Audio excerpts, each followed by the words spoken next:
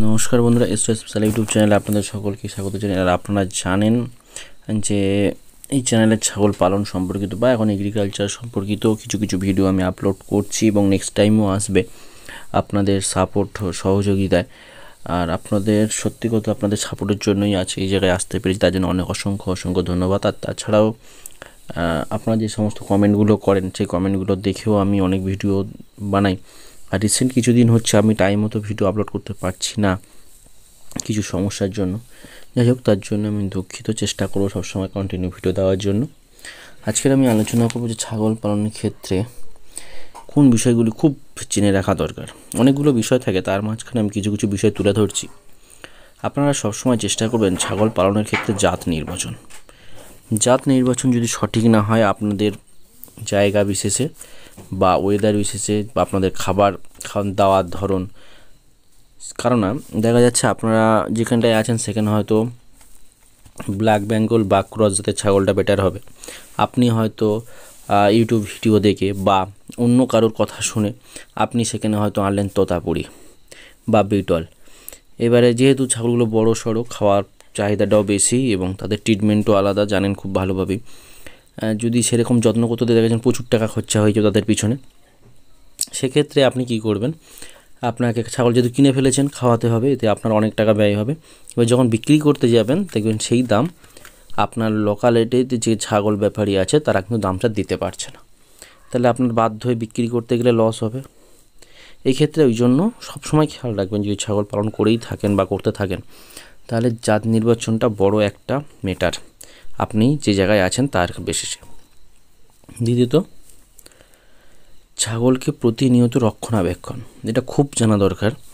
আপনার ছাগল পালনের ক্ষেত্রে আপনি ছাগলকে সবসময় খেয়াল বা নজরে রাখতে হবে আপনার ছাগল ঠিকমতো খাচ্ছে কি না, তার শারীরিক অসুস্থতা হচ্ছে কি না, বা সে যে ছাগলটা কত মাস অন্তর অন্তর হিটে আসছে, টাইম অনুযায়ী আসছে কি না, বা দেরি হচ্ছে কি না, বা রিপিট ব্রিডিং হচ্ছে কি না, এইগুলো কিন্তু মাস্ট চিনে রাখা দরকার।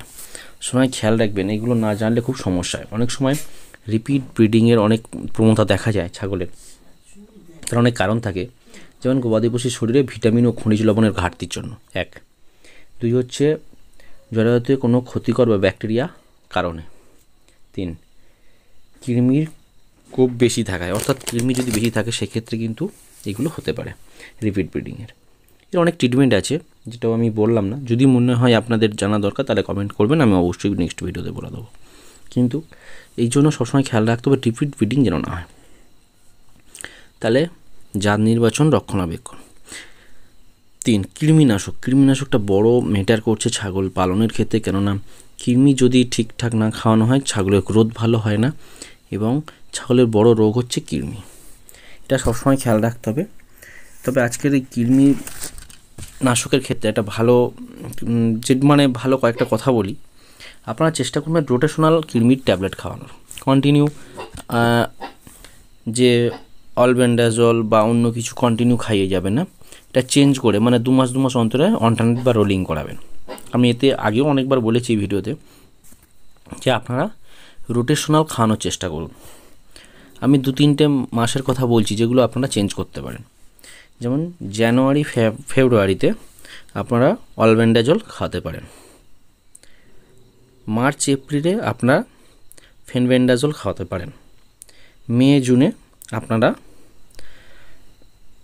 রক্সোনাইট আপনারা এটা খাওয়াতে পারেন। এরকমভাবে রোটেশনাল আপনারা খাওয়াতে পারেন। এক্ষেত্রে কী হয়, ছাগলের শরীর স্বাস্থ্য দুটোই ভালো থাকে। এছাড়াও কিন্তু অনেকগুলো কৃমিনাশক পাওয়া যায়, আপনারা যদি মনে করেন সেগুলোকেও খাওয়াতে পারেন। যেমন পেনাকোর, ডিস্টোডাইন, এছাড়াও এখন নীলজান উঠেছে কমন, নীলজানটা খুব ভালো বাজারেও চলছে এবং সিরাপটাও ভালো, খাওয়াচ্ছে প্রচুর পরিমাণে, সেলও ভালো। আপনারা নীলজানটাও খাওয়াতে পারেন। এইভাবে কিন্তু আপনারা কৃমিনাশক খাওয়াতে পারেন রোটেশনাল অনুযায়ী। এরপরে বলবো আপনারা সবসময় চেষ্টা রাখবেন ছাগলের কৃমিনাশক হওয়ার পরে অবশ্যই ভিটামিন বা সেই সাথে বা বলাটা ভুল, ভিটামিনের সাথে চেষ্টা করবেন তার আগে যদি সম্ভব হয় লিভার টনিকটা খাওয়ানো। আপনারা এগুলো খাওয়ান, অবশ্যই লাস্ট পর্যন্ত আপনারা ভিটামিন খাওয়াবেন। আপনারা যা খাবার খাওয়াচ্ছেন, ঘাস যা খাওয়াচ্ছেন, এগুলো তো দিতেই হবে এবং চেষ্টা করবেন যে ভিটামিনটা অবশ্যই দেওয়া। এগুলো দিলে ছাগলের স্বাস্থ্য অনেকটা ডেভেলপ করবে, গ্রোথ ভালো থাকবে এবং আপনার ছাগলের যে অনেক সময় বিবর্ণ দেখায় ছাগল, এইটাও সমস্যাটা অনেকটা কমে যাবে যদি ছাগলকে ঠিকঠাক ওষুধগুলো খাওয়ানো যায়। আপনারা মোটামুটি এই ট্রিটমেন্টগুলো করুন, দেখবেন ছাগল পালনের ক্ষেত্রে অনেকটা এগিয়ে যাবেন। আজ ভিডিওটা এই পর্যন্তই। নমস্কার, ধন্যবাদ।